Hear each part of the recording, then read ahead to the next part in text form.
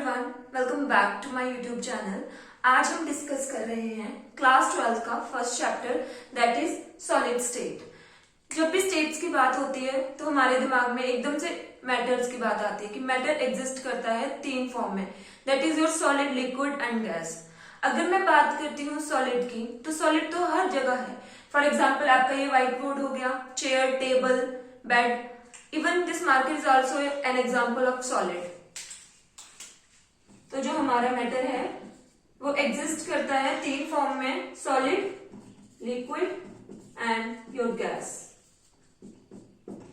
अच्छा, अगर मैं बात करूं सॉलिड की, सिंपल सी डेफिनेशन, तो सॉलिड क्या होते हैं? जिनका एक फिक्स्ड वॉल्यूम होता है और एक फिक्स्ड शेप होती है, राइट। सॉलिड वो हुए जिनका एक फिक्स्ड वॉल्यूम है और एक फिक्स्ड शेप है, या तो आप ये बोल सकते हैं जिनका एक डेफिनेट वॉल्यूम और शेप होता है, उन्हें हम सॉलिड कहते हैं। फॉर एग्जाम्पल ये व्हाइट बोर्ड, इसका एक फिक्स्ड वॉल्यूम है और एक फिक्स्ड शेप है, right. Then next is your liquid. अगर मैं लिक्विड की बात करती हूँ तो लिक्विड वो होते हैं जिनका एक डेफिनेट वॉल्यूम तो होता है बट उनकी डेफिनेट शेप नहीं होती। फॉर एग्जाम्पल आपने वाटर लिया, अगर आप उसे एक बॉटल में डालेंगे तो जो शेप होगी वो उस बॉटल के अकॉर्डिंग हो जाएगी। अगर मैं उसे एक बकेट में डालूंगी तो उसकी शेप बकेट के जैसे हो जाएगी। अगर मैं उसे एक टब में डालूंगी तो उसकी शेप टब के जैसे हो जाएगी। तो आपके लिक्विड वो होते हैं जिनका फिक्स्ड वॉल्यूम तो होता है पर उनकी कोई फिक्स्ड शेप नहीं होती। Third one is your gas. Gas का ना ही कोई फिक्स्ड वॉल्यूम होता है और ना ही कोई फिक्स्ड शेप होती है। फॉर एग्जाम्पल ये रूम है, अगर कोई भी gas, for example CO2, NO2 what जो भी गैस अगर यहाँ पे रिलीज कर दी जाए तो वो कहीं भी जा सकती है, all over the room, then that is your gas. Okay, अब बात करते हैं जो हमारा मेन चैप्टर है, that is your solid state. तो सॉलिड की ओके, सबसे पहले हमारे पास आएंगे कैरेक्टरिस्टिक्स ऑफ सॉलिड।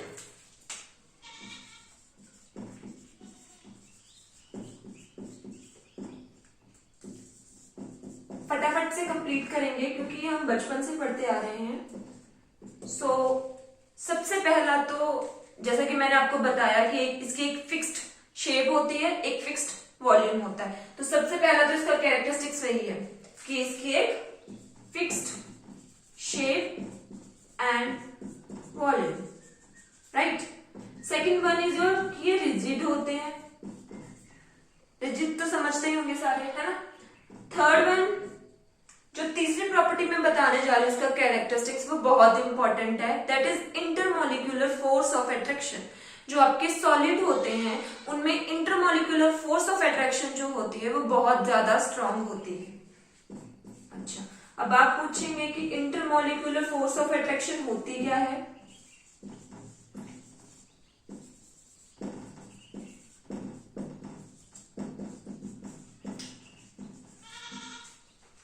ध्यान से सुनेंगे, जब भी बात आती है इंटरमॉलिक्यूलर फोर्स ऑफ अट्रैक्शन की, सबसे पहले जो हमारा इंटरमॉलिक्यूलर वर्ड है वो दो वर्ड से मिलकर बना हुआ है, इंटर एंड मॉलिक्यूलर।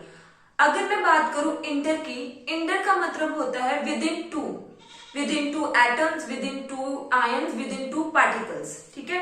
इंटर का मतलब होता है विद इन टू। अगर कहीं आप पढ़ोगे इंट्रा, इंट्रा मतलब विद इन सिंगल वन, जो भी विद इन मतलब जो भी एटम है उसी के बीच में, बट यहाँ पे हमारे पास दिया हुआ है इंटरमॉलिक्यूलर फोर्स ऑफ अट्रैक्शन। मतलब कि जो सॉलिड होते हैं उनमें जो फोर्स ऑफ अट्रैक्शन होती है वो होती है इंटरमॉलिक्यूलर, वो बहुत ज्यादा स्ट्रॉन्ग फोर्सेस होती है। मतलब दो पार्टिकल के बीच में जो फोर्स ऑफ अट्रैक्शन होगी वो बहुत ही ज्यादा स्ट्रॉन्ग होगी, that is your intermolecular force of attraction. Solid के केस में बहुत ज्यादा स्ट्रॉन्ग होगी, ठीक है। Next one is your space between intermolecular, या तो हम ये बोल सकते हैं जो इंटरमॉलिक्यूलर स्पेस, सॉरी ये बोल सकते हैं कि जो इंटरमॉलिक्यूलर स्पेस होगी, इंटरमॉलिक्यूलर स्पेस बिटवीन आयंस और एटम इज वेरी स्मॉल और लेस, राइट। अच्छा, मैंने आपको ये तो बता दिया कि जो फोर्स ऑफ अट्रैक्शन होती है, इंटरमॉलिक्यूलर फोर्स ऑफ अट्रैक्शन, वो बहुत स्ट्रांग होती है, राइट। स्ट्रांग होगी बहुत, मतलब ये आपके पास दो आयन्स या पार्टिकल्स हैं, अगर इनके बीच में बहुत ज्यादा फोर्स ऑफ अट्रैक्शन होगी तो ऑब्वियसली ये आपस में अटैच्ड होंगे, जुड़े हुए होंगे, इवन इनमें कोई भी स्पेस नहीं होगी, राइट? क्योंकि जो फोर्स ऑफ अट्रैक्शन है वो दोनों को आप एक दूसरे की तरफ अट्रैक्ट कर रही है। ओके, तो जो स्पेस होगी दो एटम के बीच में, फॉर एग्जाम्पल आपके पास ये दो एटम हैं, इनके बीच में जो स्पेस होगी वो बहुत कम होगी। क्यों? क्योंकि इनके बीच में इंटरमॉलिक्यूलर फोर्स ऑफ अट्रैक्शन बहुत ज्यादा है, इसलिए। तो ये कुछ फीचर्स आगे कि पहली बात तो फिक्स्ड वॉल्यूम और शेप होता है, रिजिड होते हैं, जो इंटरमॉलिक्यूलर फोर्स ऑफ अट्रैक्शन होती है वो बहुत ज्यादा स्ट्रांग होती है, और जो उनके बीच में डिस्टेंस होता है वो बहुत ही कम होता है आयंस और पार्टिकल के बीच में। हाँ, एक और बचता है, दैट इज योर इनकम्प्रेसिबल, कि जो आपके सॉलिड होते हैं वो इनकम्प्रेसिबल होते हैं, मतलब हम उनको कंप्रेस नहीं कर सकते, right? So these are the features of your solid. अब हम आगे डिस्कस करेंगे सॉलिड को कैटेगराइज करा गया है दो कैटेगरीज में। जो हमारे सॉलिड हैं उनको कैटेगराइज करा गया है दो कैटेगरीज में। First is your crystalline solid and second one is your amorphous solid, right? अगर सबसे पहले हम डिस्कस कर लेते हैं क्रिस्टलाइन सॉलिड की, कि क्रिस्टलाइन सॉलिड्स होते क्या हैं।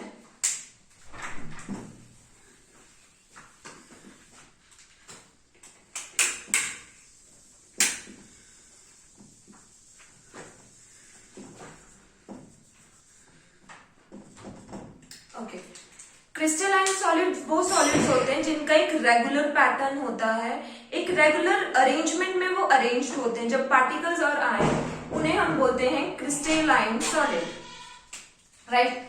मतलब इनका एक रेगुलर पैटर्न होगा। जो आयंस, पार्टिकल्स या फिर आपके एटम होंगे are arranged in a regular pattern, right? चलो इसको एक एग्जाम्पल के थ्रू एक्सप्लेन करते हैं। फॉर एग्जाम्पल एक क्लास में 10 बेंचेस लगे हुए हैं, एक रो में 10 बेंचेस हैं। फॉर एग्जाम्पल एक रो यहाँ पे है, एक रो यहाँ पे है, यहाँ पे 10 बेंचेस लगे हुए हैं, यहाँ पे भी 10 बेंचेस लगे हुए हैं, और हर एक बेंच पे दो दो बच्चे बैठे हुए हैं। दो बच्चे फर्स्ट बेंच, सेकंड, थर्ड, ऐसे दो दो। एक रेगुलर अरेंजमेंट हुआ ना, कि दो बच्चे फर्स्ट बेंच पे, दो सेकंड पे, दो थर्ड पे, फोर्थ पे, ऐसे ऐसे एक रेगुलर अरेंजमेंट हुआ। That is your crystalline solid. उसी तरह क्रिस्टलाइन सॉलिड में भी जो एटम्स और पार्टिकल्स होंगे उनका एक डेफिनेट अरेंजमेंट होगी, एक डेफिनेट पैटर्न होगा, रेगुलर पैटर्न होगा। That is your crystalline solid, ठीक है? ओके, सेकेंड वन इसका आता है मेल्टिंग पॉइंट।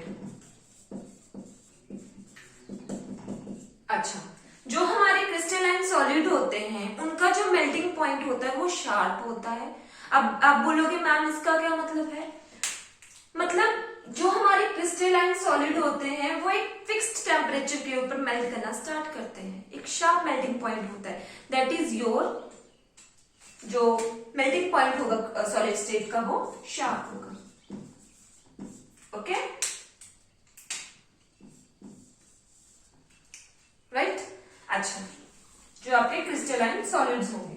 अच्छा, अब उसके बाद आता है, हाँ मैं आपको अरेंजमेंट करके बता देती हूँ कि क्रिस्टलाइन सॉलिड कैसे एक रेगुलर पैटर्न में अरेंज होते हैं। क्लासरूम का मैंने जो बेंचेस है उसका एग्जांपल तो मैंने आपको दे दिया, बट अब एक बार मैं बता भी देती हूँ कि वो कैसे अरेंज होते हैं। फॉर एग्जाम्पल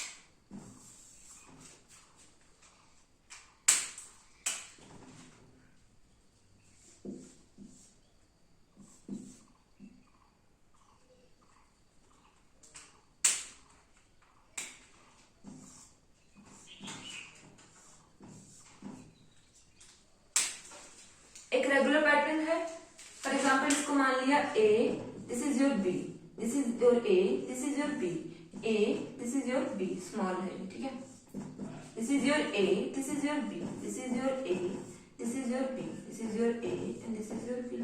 एक रेगुलर पैटर्न चला हुआ है, ए के बाद बी आ रहा है, ए के बाद बी आ रहा है, ए के बाद बी आ रहा है, मतलब एक रेगुलर पैटर्न चला हुआ है। तो ये हो गया आपका क्रिस्टलाइन सॉलिड, राइट। अब उसके बाद हमने इसकी दो अभी कैरेक्टरिस्टिक्स पढ़े। फर्स्ट वन एक रेगुलर पैटर्न होता है, सेकंड वन की इनकी शार्प मेल्टिंग पॉइंट होता है, थर्ड आता है कि ये एनाइसोट्रॉपिक होते हैं।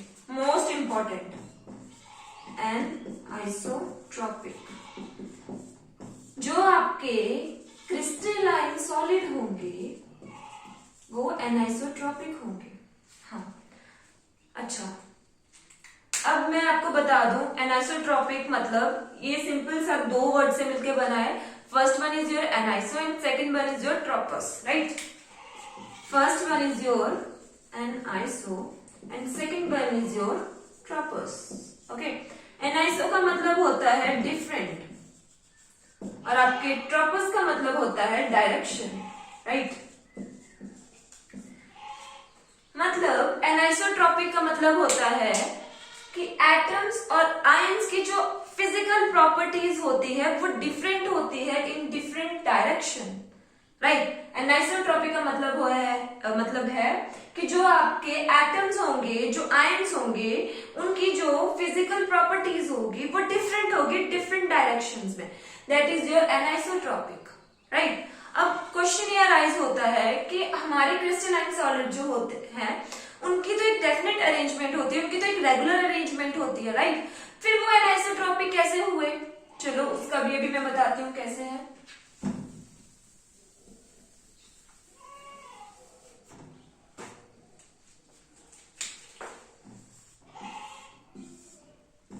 फटाफट से बनाएंगे।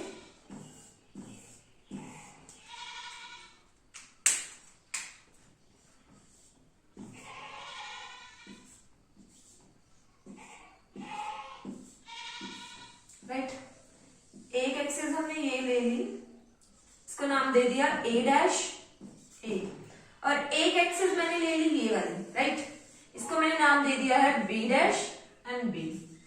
ध्यान से देखेंगे,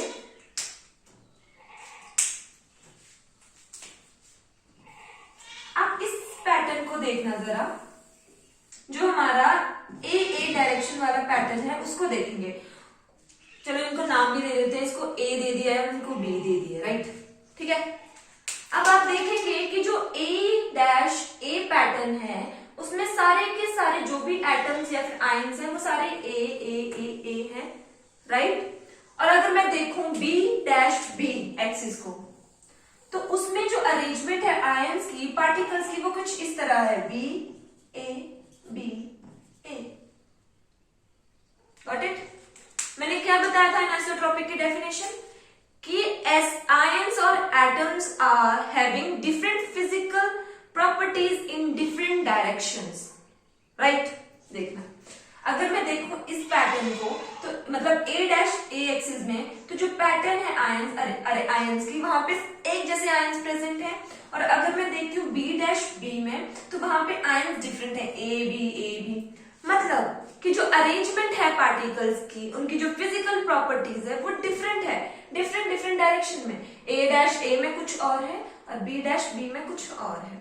तो यहां से ये पता लगता है कि जो क्रिस्टलाइन सॉलिड्स होते हैं वो एनाइसोट्रॉपिक होते हैं नेचर में, ठीक है, ओके। नेक्स्ट आता है कि ये जो आपके क्रिस्टलाइन सॉलिड होते हैं ये ट्रू सॉलिड होते हैं, और जो आपके अमॉर्फस सॉलिड होते हैं वो सूडो सॉलिड होते हैं।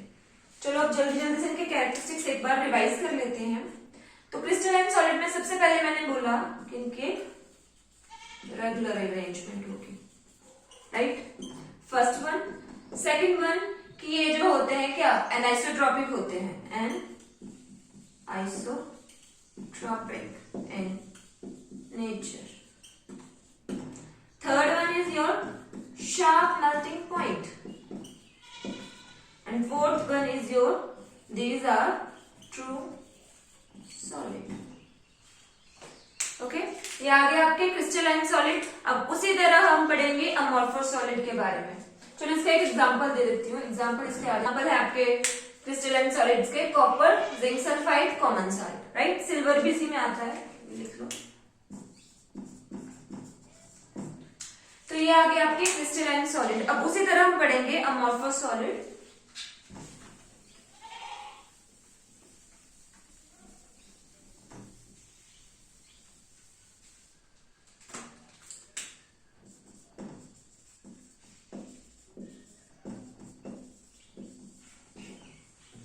अच्छा, क्रिस्टलाइन सॉलिड वो हुए जिनकी एक रेगुलर अरेंजमेंट होती है। उसी के अपोजिट आ जाते हैं आपके अमॉर्फस सॉलिड, क्योंकि इनकी कोई भी रेगुलर अरेंजमेंट नहीं होती। फॉर एग्जाम्पल, फिर से अब क्लास के एग्जाम्पल लेते हैं। एक क्लास में 10 बेंचेस हैं, बट फर्स्ट बेंच पे 4 बच्चे बैठ गए हैं, सेकंड बेंच पे 2 ही हैं, थर्ड पे 1 बैठा हुआ है, फिर से 3 4, मतलब एक रैंडम अरेंजमेंट होगी। आप नहीं पता कर सकते कि नहीं बच्चे कितने हैं, 4 3 2, ऐसे कुछ भी करके बच्चे बैठे हुए हैं, ठीक है।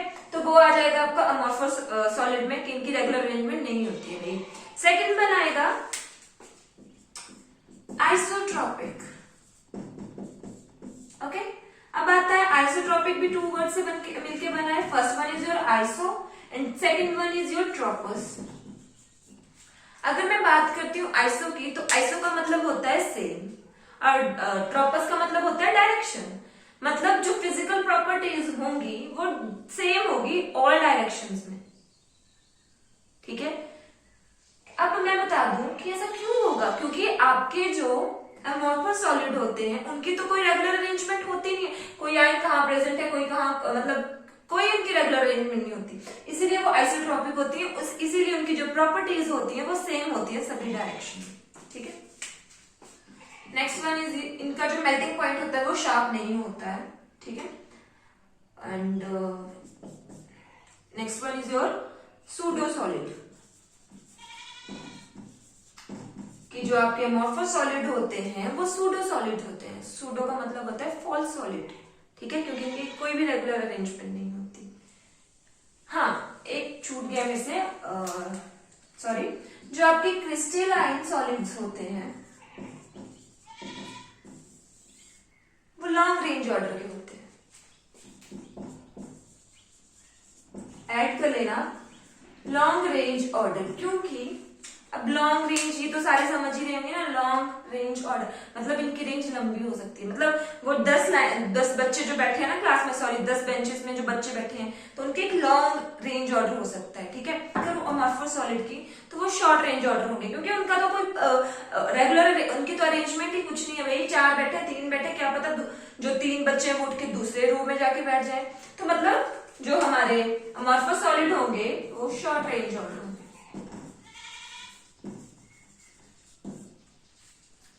राइट।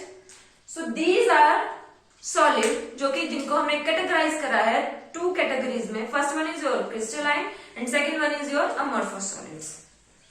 ओके, अब हम बात करेंगे, तो next is your crystal lattice. अब बात आती है कि क्रिस्टल लैटिस होते क्या है। एक रेगुलर अरेंजमेंट होता है कॉन्स्टिट्यूएंट पार्टिकल्स का इन 3 डायमेंशनल। 3 डायमेंशन में रेगुलर अरेंजमेंट होगा आपके कॉन्स्टिट्यूएंट पार्टिकल्स का, ठीक है। उनको हम क्या बोलेंगे, क्रिस्टल लैटिस।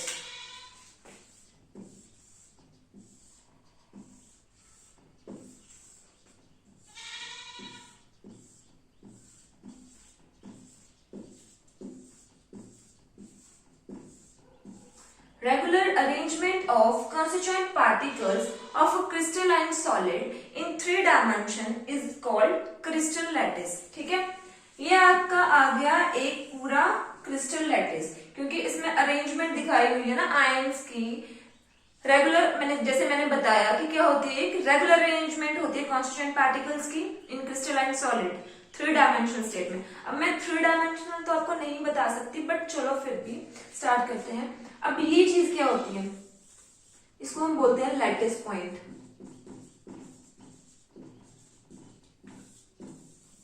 ये नहीं, ये तो आयन प्रेजेंट है, पर जहां पे ये प्रेजेंट है उसको मैं बोल रही हूँ लैटिस पॉइंट। ये तो आयन या फिर एटम मॉलिक्यूल्स जो भी है वो प्रेजेंट है, बट जो जिस जगह पे ये प्रेजेंट है उसको हम बोलते हैं लैटिस पॉइंट। तो क्या हुआ लैटिस पॉइंट? लैटिस पॉइंट वो पोजीशन हुई जहां पे आयंस, एटम्स और मॉलिक्यूल्स ऑक्युपाइड होते हैं, प्रेजेंट होते हैं, उसको हम बोलते हैं लैटिस पॉइंट, राइट। अच्छा, अब ये तो आ गया आपका एक कंप्लीट क्रिस्टल लैटिस। अब इसके बाद हमारे पास आता है यूनिट सेल, कि यूनिट सेल क्या होता है, ठीक है। Next is your unit cell.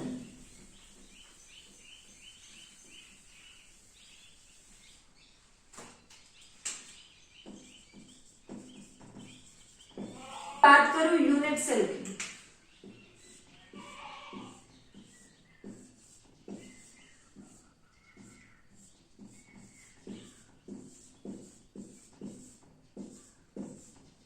अगर यूनिट सेल की बात करूं तो यूनिट सेल जो होते हैं वो स्मॉलेस्ट रिपीटिंग यूनिट होती है एक क्रिस्टल लैटिस में। जो स्मॉलेस्ट यूनिट जो रिपीट होती रहती है, मतलब अच्छा इसको सिंपल से एग्जांपल लेके करते हैं। फॉर एग्जांपल ये रूम है, राइट, ये रूम है, या फिर आप मान लो कि मैं किसी बिल्डिंग में खड़ी हुई हूँ और एक ये रूम है, ठीक है। ऑब्वियसली इस फ्लैट के ऊपर एक और फ्लैट होगा, इस फ्लैट के नीचे एक और फ्लैट होगा, इसके साइड में भी एक फ्लैट है, इसके साइड में भी एक फ्लैट है।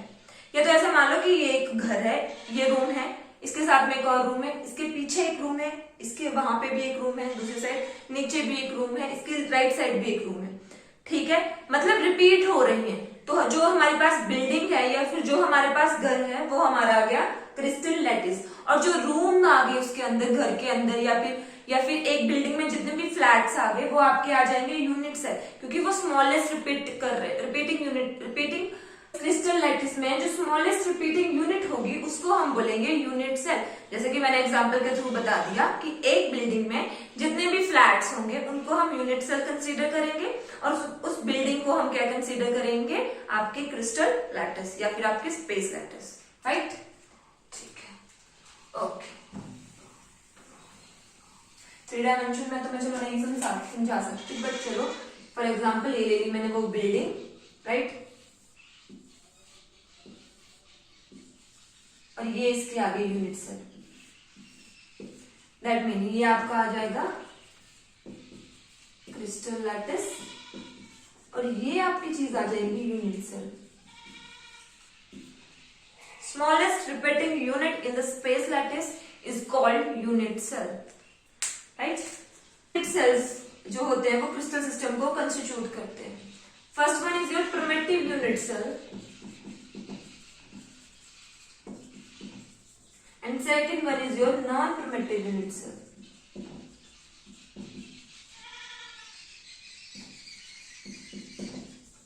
और centered unit cell.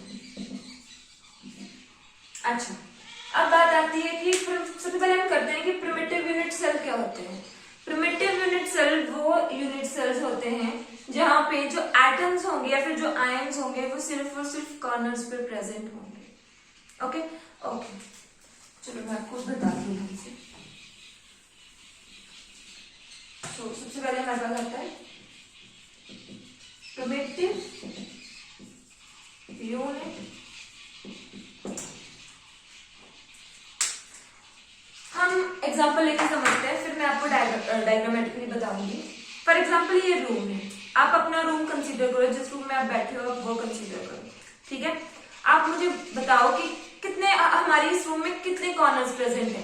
काउंट करेंगे, फर्स्ट वन 1 2 3 4 5 6 7 8, टोटल कितने कॉर्नर प्रेजेंट हुए, 8 कॉर्नर्स, राइट। अब मैंने बोला कि प्रिमिटिव यूनिट सेल क्या होते हैं। प्रिमिटिव यूनिट सेल वो यूनिट सेल होते हैं जहां पे आपके एटम्स, आयन्स या फिर आपके जो भी मॉलिक्यूल्स होंगे वो प्रेजेंट होंगे only on your corners, right. चलिए बताती हूँ।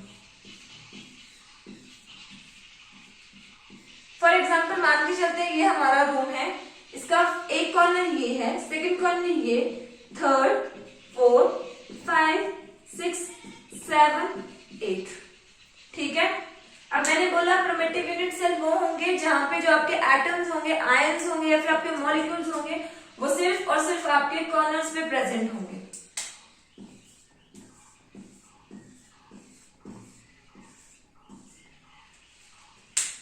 This is your primitive unit cell, मतलब आपके आयंस कॉर्नर्स पे ही प्रेजेंट होंगे, वो आपके आ जाएंगे प्रिमिटिव यूनिट सेल।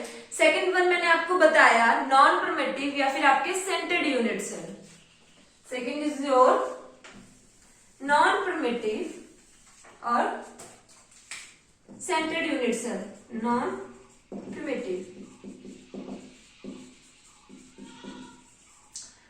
जब बात आती है नॉन प्रिमिटिव की, तो इसका मतलब है कि जो एटम्स और आयंस होंगे वो कॉर्नर पर तो प्रेजेंट होंगे ही होंगे, बट साथ में ही कहीं और पोजीशन पे, मे बी वो सेंटर में प्रेजेंट हो सकते हैं, मे बी वो फेस पे प्रेजेंट हो सकते हैं, मे बी वो किसी और मतलब किसी और पोजीशन पे प्रेजेंट हो सकते हैं, ठीक है, एजेस पे प्रेजेंट हो सकते हैं। तो वो आ जाएंगे आपके नॉन प्रिमिटिव और सेंटर्ड यूनिट सेल, ठीक है। चलो इसको डायग्रामेटिकली देख लेते हैं। ये आपका क्यूब आ गया, सॉरी, ठीक है, ये आपका क्यूब आ गया और अब ये आ गया आपके कॉर्नर पे प्रेजेंट है। जब कॉर्नर पे प्रेजेंट है तो वो आपका हो जाएगा प्रिमिटिव, बट जब वो कहीं और पोजीशन पे भी प्रेजेंट हो जाएंगे like this is your centred unit cell, ठीक है। अच्छा, इससे पहले कि मैं आपको इसके टाइप्स बताऊं, सेंटर्ड यूनिट सेल के टाइप्स बताऊं, जो 3 टाइप्स होते हैं, FCC, BCC and centred unit cell, उससे पहले हम क्यूब के बारे में जान लेते हैं, राइट, क्योंकि उसी के थ्रू हम आगे अभी जो आगे कॉन्सेप्ट है वो पढ़ेंगे। तो सबसे पहले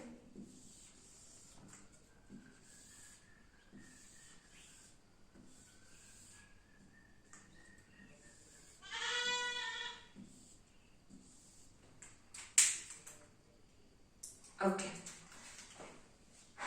हम इस रूम को मान के चलते हैं, वैसे ये रूम क्यूब वाइड है बट हम मान के चलेंगे इस रूम को कि ये क्यूब है, ठीक है। चलो सबसे पहले हम इसके कॉर्नर्स कि कितने कॉर्नर्स प्रेजेंट होंगे एक क्यूब में, सभी ध्यान से सुनेंगे। अपने रूम को एक क्यूब कंसीडर करेंगे, अब हम काउंट करेंगे कि कितने कॉर्नर्स प्रेजेंट हैं। 1 2 3 4 5 6 7 8, कितने प्रेजेंट हुए? 8। तो कितने आ गए आपके पास कॉर्नर? 8। चलो ठीक है, कॉर्नर हो गए। अब हम बात करते हैं फेसेस की कि कितने फेसेस प्रेजेंट होते हैं आपके क्यूब में। फिर से अपने रूम को कंसीडर करेंगे, फर्स्ट मतलब एक फेस, सेकंड, थर्ड, फोर्थ, 5 6, कितने फेसेस आ गए टोटल? 6 फेसेस। ओके, अब हम बात करते हैं कि एक फेस में कितने डायगोनल प्रेजेंट होते हैं। डायगोनल तो सभी समझते होंगे ना, राइट। अब हम डायगोनल्स कंसीडर करेंगे कि कितने डायगोनल प्रेजेंट है, ठीक है। फॉर एग्जाम्पल ये मान लिया मैंने, ये ले लिया मैंने अपने एक वॉल, ठीक है। अब हमें बताओ मुझे कि कितने हैं? 2 आएंगे ना, एक आपका डायगोनल ये आ गया और एक आपका डायगोनल ये आ गया। दैट मीन एक फेस में 2 डायगोनल प्रेजेंट है, राइट। एक फेस में 2 डायगोनल प्रेजेंट है। टोटल कितने फेसेस है हमारे पास क्यूब में? 6। अगर एक में 2 डायगोनल है तो 6 में कितने होंगे? 12। दैट मीन एक क्यूब में टोटल 12 डायगोनल प्रेजेंट होते हैं। ओके, 12 डायगोनल आ गए।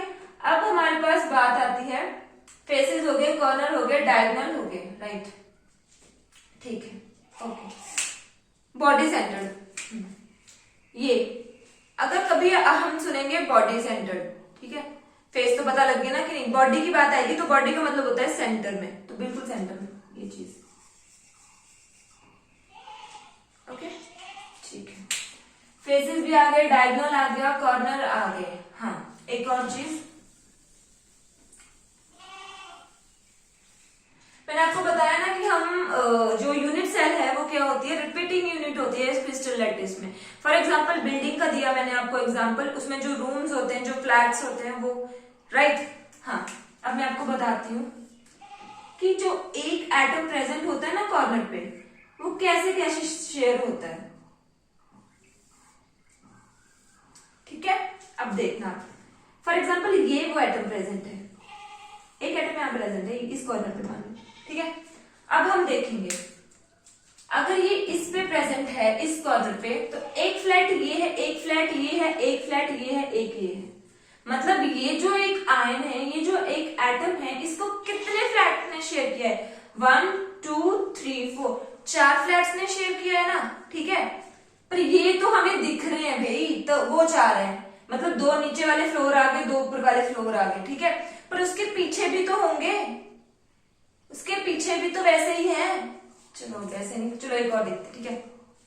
फॉर एग्जाम्पल ये रूम है, ठीक है, ये मान के चलो ये एक कॉर्नर है, ठीक है, एक कॉर्नर है, यहाँ पे ये एटम प्रेजेंट है। अगर यहाँ पे ये एटम प्रेजेंट है तो इसको ये, इसने तो इसको शेयर किया ही है, जो पीछे वाला है उसने भी इसको शेयर किया, राइट। जो इसके लेफ्ट में है उसने भी इसको शेयर किया है, जो इसके राइट में होगा उसने भी इसको शेयर किया है, ठीक है। 4 हो गए। वैसे ही 4 जो ऊपर प्रेजेंट होंगे उन्होंने भी तो इसको शेयर किया है। दैट मीन एक जो एटम प्रेजेंट होता है कॉर्नर पर, उसको 8 यूनिट सेल जो होती है वो शेयर करती है। मतलब 1/8 मतलब 1/8 एक यूनिट सेल के हिस्से में एक आयन का जो पार्ट आता है वो 1/8 आता है, क्योंकि उसको 8 यूनिट सेल जो होते हैं उसको शेयर कर रहे होते हैं, ठीक है। अच्छा,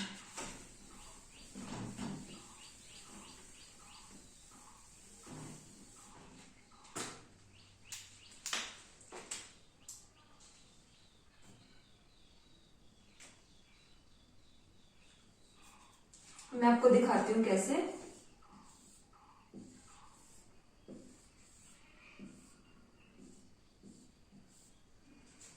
मैंने बोला ना ये कॉर्नर, कोई भी कॉर्नर मान लो, मैंने कंसीडर किया एक, ये एक यूनिट सेल है, राइट, एक यूनिट सेल मान के चल रही हूँ इसको।